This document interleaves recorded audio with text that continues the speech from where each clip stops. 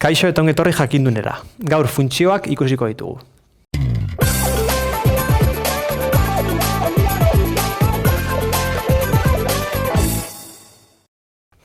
Bideo honetan hiru funtzio hauek emango dizkigute eta gu grafiko honetan irudikatu beharko ditugu.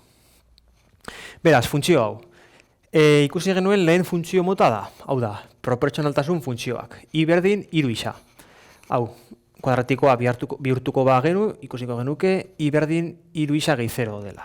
Beraz, gehi 0 ez denez beharrezkoa jartzea, kendu genezake. Beraz, oin guazen puntuak emutera. Badakigu ja, funtzio hauen ezaugarri bat dela beti jatorritik pasatzen dela, puntu honetatik. Beraz, zuzenan egin genezake, hartu eta ja puntu jarri. Kasu honetan ez dugu egingo izango da 0,0 puntu erabiliko ditugu beste bi puntu desberdin, bat eta minus bat, zuek ikusteko ja puntu honetatik pasatuko dela.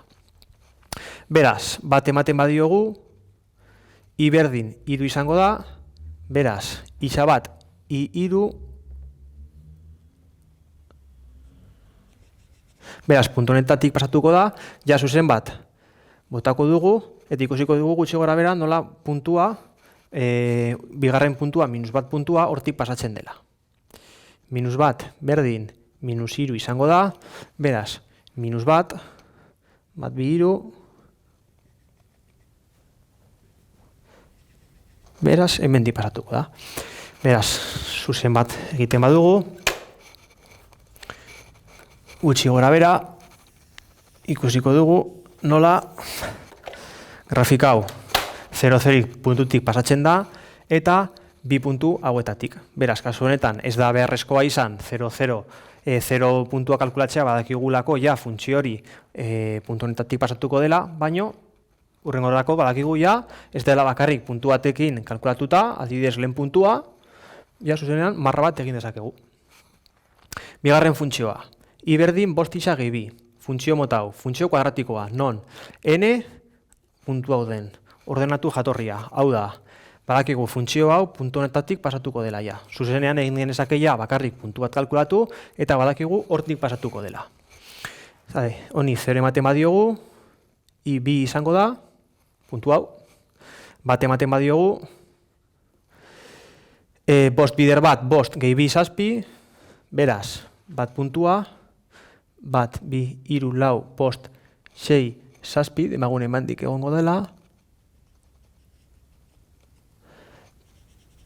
ja zuzen bat egin dezakegu, baina guazen beste puntu bat ematera, ja, badakigulako ordenatu jatorria dela, eta zuek ikusteko modu horretan beste puntu batzuk eman genezakela, minus bat ematen badiogu, bost bider minus bat, minus bost, gehi bi, minus hiru. Beraz, minus bat bi hiru, puntu honetatik. Beraz, puntu hau aprobetxatuko dugu, eta zuzen bat egingo dugu.